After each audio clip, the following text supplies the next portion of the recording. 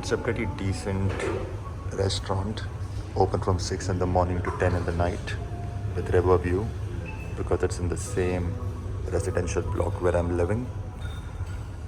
Breakfast was not all inclusive, so I have to pay on top of my room rates. But hey, who's complaining? $4 for this and $3 for coffee. Amazing. That's an amazing mocha. I love it. Quite tasty and quite chocolatey, just the way I love it. Good morning, people, to another vlog. So this morning I'm going to the Genocide Museum, which is 3 kilometers away from the hotel, to catch up with a friend I met last night. And we are taking a tuk-tuk ride, which is a couple of dollars or 8,000 real. The friendly tuk-tuk guy, Tumra, just gave me an itinerary. You can choose something. What fascinated me the most was the rocket launcher and the shooting range club. It's closed today, but I wouldn't have done it anyways. And that's the back of the card, which I didn't see earlier. Kick-ass. Good afternoon, guys. So we are at Chiang Ek Genocidal Center, which is around 10 km from the city, I guess. Paid 30,000 real to the tuk-tuk guy, which is close to $8 or 10 Aussie dollars. The entrance fee is $6 and you get your audio set. They have quite a few languages. We're going with English. This is the start point. Genocide Center. Never seen something like this before in my life. So I don't know what I'll be recording inside. So hopefully it's not too distressing.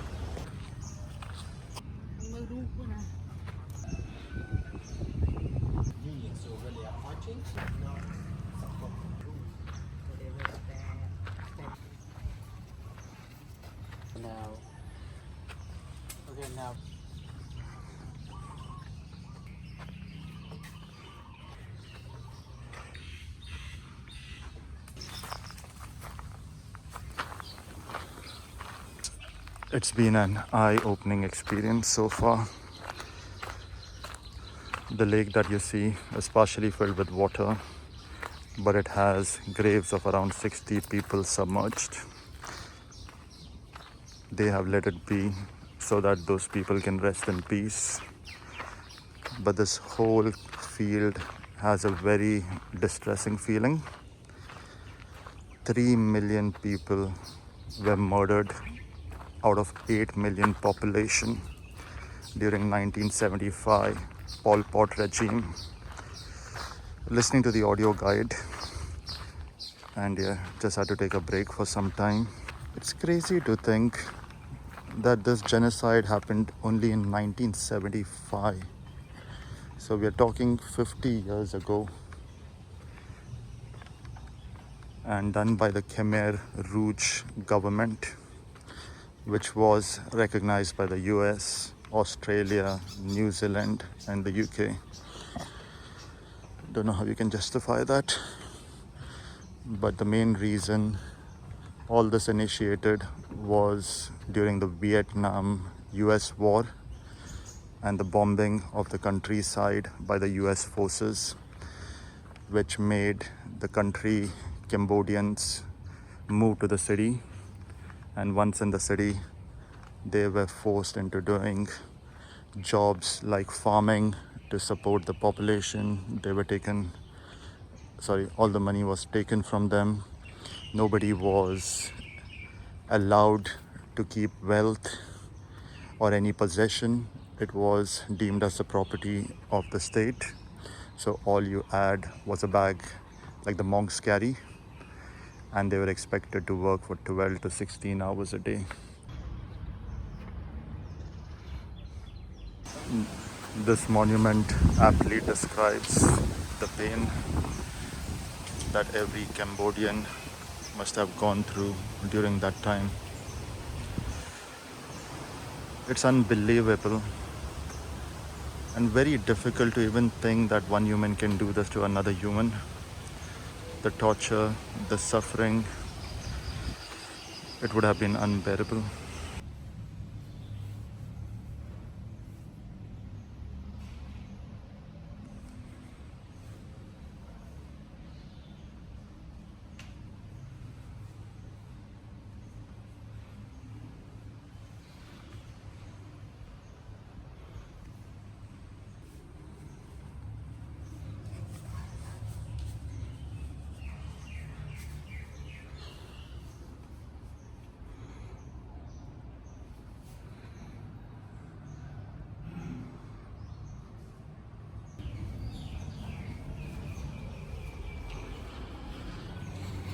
It's quite overwhelming to see so many skulls kept in the shrine. It's a memorial for all the 3 million people who lost their life during the Pol Pot regime. One thing they said, as gun and bullets were quite expensive at that point of time, they didn't want to waste it on killing people. So they wanted to save money, and they started killing people with whatever tools they could find. Wooden sticks, hammer, knife, anything that you could imagine that can kill a human. Just need some time to take it in. Just got out, guys, after a couple of hours inside. Still trying to get over the information provided. Quite distressing, to be honest. Waiting for Aslan, who's still inside, walking at his own pace. I might go and grab some food and maybe a beer as well, which might at least make me feel a little bit better. So that's my first Khmer meal. It's called the Lotcha for $4. Pretty much looks like the image. It smells delicious, can't wait to dig in. It's just situated on the roadside, and that's the setup. Nice painting. Thank you. So guys, just taking a stroll around Phnom Penh. I think the Independence Monument is somewhere in this garden on the left. So we might go and check it out. It's Sunday afternoon, not that busy. We'll have to go and check the promenade. And I think, yeah, that's the monument. My tuk-tuk driver showed it to me this morning. So I think that's a statue of the King of Cambodia. So one thing that I really liked about Phnom Penh is the traffic discipline, which you might not find in many Asian countries, especially India. As soon as the light turns red, people stop. And then when this turns green, pedestrian, you can just start walking.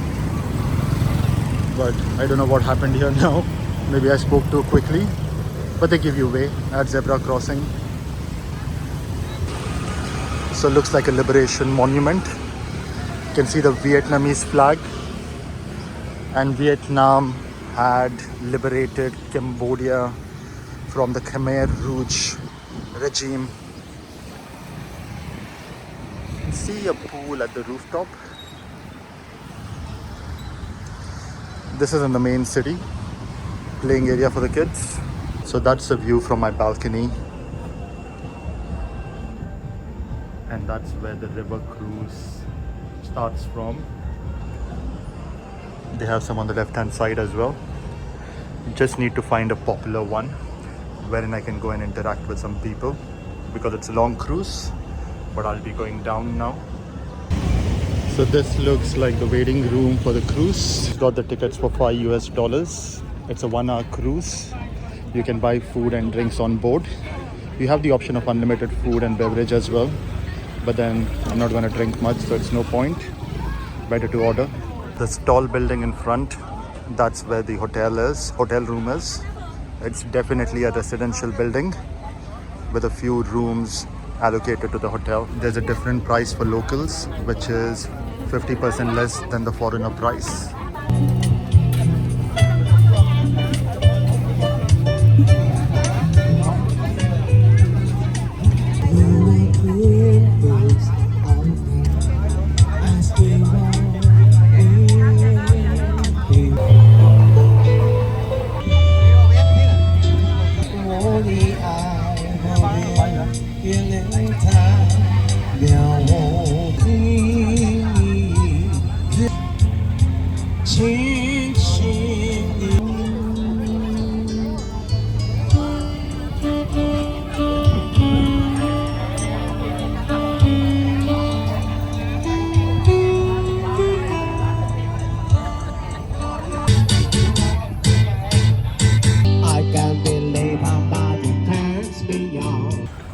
So that was the 1 hour cruise.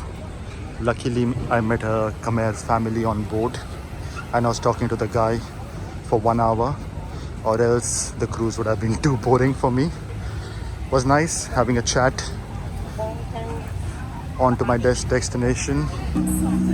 So this is the night market which is quite lively. I think they have some performance, so we might go and check it out.